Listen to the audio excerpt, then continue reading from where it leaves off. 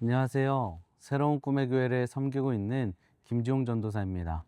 오늘 하루도 하나님과 함께하며 믿음으로 살아갈 수 있는 저와 여러분들이 다 되시기를 소망합니다. 여러분, 하루를 시작하면서 여러분은 가장 먼저 무엇을 보셨나요? 아마 많은 분들이 눈을 뜨자마자 휴대전화를 확인하셨을 겁니다.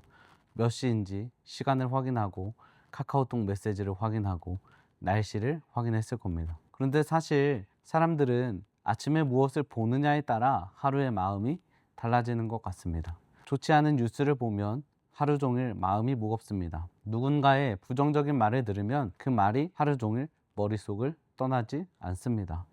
반대로 좋은 소식을 들으면 하루가 가볍습니다. 그러니 사람들은 자신이 보는 것에 영향을 받으며 살아간다라는 거죠.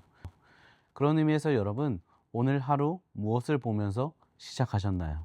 저는 우리 모두가 하나님만 바라보며 살아갈 수 있는 오늘 하루 되시기를 소망합니다. 여러분, 오늘 본문 배경은 지금 에스겔은 바벨론 포로의 상황에 놓여 있습니다. 자신의 집도 없습니다. 나라도 없습니다. 이스라엘 백성들이 가장 소중하게 생각했던 성전이 완전히 폐허가 되었습니다. 여러분, 그렇다면 에스겔의 입장에서 생각하면 어떤 마음이겠습니까? 이제 끝났구나. 다시는 회복되지 못하겠구나. 하나님께서 우리를 버리셨구나. 그렇게 생각하는 것이 너무나 당연합니다. 더 나아가 오늘 말씀 1절과 2절의 말씀을 보면 이런 말씀이 나오죠. 우리가 사로잡힌 지 25째 해, 성이 함락된 후 14째 해, 첫째 달 10째 날에 곧 그날에 여호와의 권능이 내게 임하여 나를 데리고 이스라엘 땅으로 가시되 하나님의 이상 중에 나를 데리고 이스라엘 땅에 이르러 나를 매우 높은 산 위에 내려놓으시는데 거기에서 남으로 향하여 성읍 평상 같은 것이 있더라. 아멘. 말씀을 보면 25년이라는 시간이 지났습니다. 25년이면 희망도 많이 사라질 시간이죠. 처음에는 곧 돌아가겠지 생각했을 겁니다. 그러나 25년이 지나면서 많은 사람들은 현실에 익숙해졌습니다. 기도도 줄어들었을 것이고 기대도 사라졌을 겁니다. 이제는 이렇게 사는 것이 당연하다 생각했을 겁니다. 그런데 바로 그때 하나님께서 에스겔을 찾아오십니다. 그러면 왜 하필 25년이 지난 지금이었을까요? 하나님은 사람의 희망이 끝난 그 자리에서 하나님의 소망을 다시 시작하시는 분인 줄로 믿습니다. 그런 의미에서 여러분, 우리도 그런 것 같아요.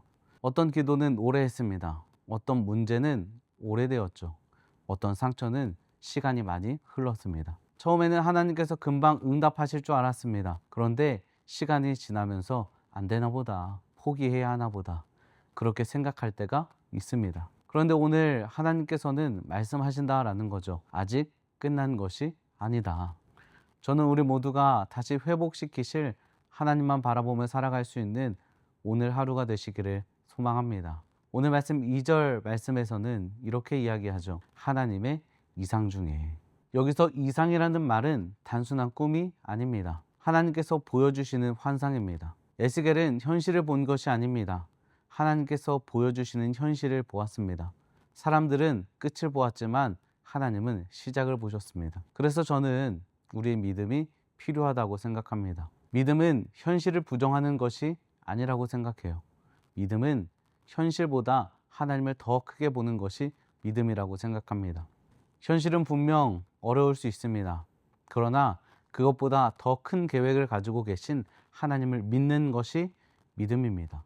우리는 눈앞의 현실을 보지만 하나님은 우리의 내일을 보고 계신다라는 사실이죠.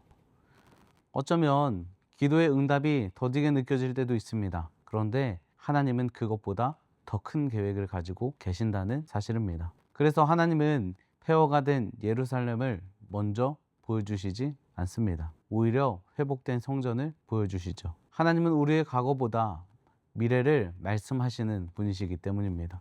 그러니 여러분, 우리는 믿음의 눈으로 바라보아야 한다라는 거죠. 오늘 말씀 4절에서 이렇게 이야기합니다. 인자야, 너는 내 눈으로 보고 내 귀로 들으며 내가 내게 보이는 것을 다 마음에 두라. 이 말씀을 보면 하나님께서 세 가지를 명령하세요. 첫째는 보라, 둘째는 들으라, 셋째는 마음에 두라. 저는 이 순서가 중요하다고 생각합니다. 우리는 빨리 무언가를 하고 싶어 합니다. 문제가 생기면 빨리 해결하려고 합니다. 상황이 어려우면 빨리 바꾸려고 해요. 그런데 하나님은 에스겔에게 먼저 행동을 요구하지 않으십니다. 먼저 보게 하셨습니다. 왜냐하면 보는 대로 살아가기 때문이에요. 우리가 잘 아는 예수님의 제자 베드로를 생각해 보시면 베드로가 물 위를 걷습니다. 베드로가 어떻게 물 위를 걸을 수 있었을까요? 우리 예수님을 바라보았기 때문입니다. 그런데 어느 순간 바람을 보기 시작하죠. 파도를 보기 시작합니다. 그 순간 물에 빠져요. 여러분, 바람은 처음부터 있었습니다. 파도도 처음부터 있었어요. 달라진 것은 환경이 아니었다라는 거죠. 베드로의 시선이 달라졌습니다. 우리도 그런 것 같습니다. 처음에는 하나님만 바라보며 시작했습니다. 그런데 어느 순간 현실을 보기 시작합니다. 사람들의 말을 듣기 시작합니다. 형편을 보기 시작해요. 그러면서 마음이 흔들리기 시작합니다. 그런 의미에서 하나님은 오늘 말씀하시는 것 같아요. 먼저 나를 바라보라. 그래서 히브리서 12장 2절 말씀은 이렇게 이야기하죠. 믿음의 주요 또 온전하게 하시는 이인 예수를 바라보자. 그러니 여러분, 회복은 문제가 없어질 때 시작되는 것이 아니라 하나님을 다시 바라볼 때 시작되는 줄로 믿습니다. 그런데 여러분, 하나님은 단순히 봐라 라고만 말씀하지 않습니다. 마음에 두라고 말씀하세요. 왜 마음일까요? 사람은 마음에 품는 것을 따라 살아가기 때문이에요. 잠언 4장 23절의 말씀은 이렇게 이야기해요. 모든 지킬 만한 것 중에 더욱 내 마음을 지키라. 생명의 근원이 이에게서 남이니라. 결국 우리의 삶은 마음이 이끄는 방향으로 흘러갑니다. 마음의 두려움을 품으면 두려움대로 살아갑니다. 마음의 세상의 소리를 품으면 세상의 기준에 따라 살아갑니다. 그러나 하나님의 말씀을 마음에 품으면 우리의 삶도 말씀의 방향으로 흘러가기 시작합니다.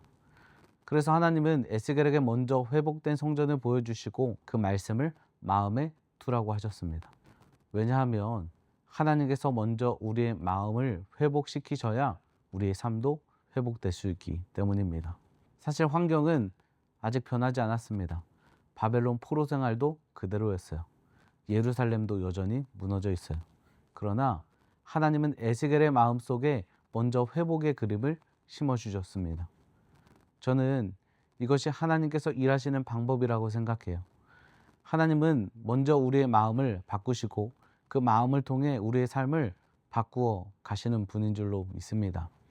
그렇기에 오늘 하루도 세상의 염려와 걱정보다 하나님의 약속을 마음에 품는 저와 여러분들이 되시기를 소망합니다.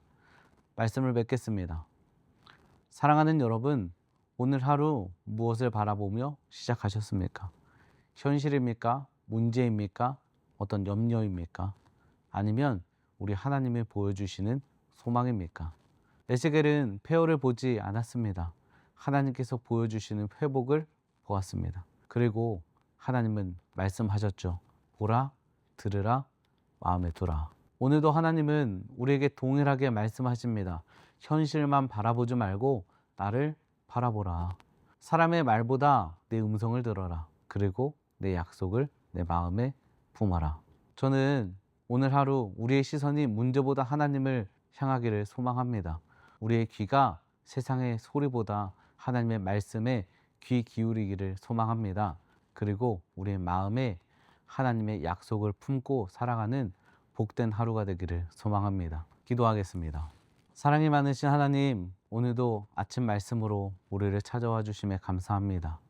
오늘 주신 말씀 가운데 에스겔의 무너진 현실이 아니라 하나님께서 보여주시는 회복을 바라보았던 것처럼 우리도 눈앞의 문제와 염려보다 하나님을 바라보는 믿음으로 살아갈 수 있도록 인도하여 주시옵소서.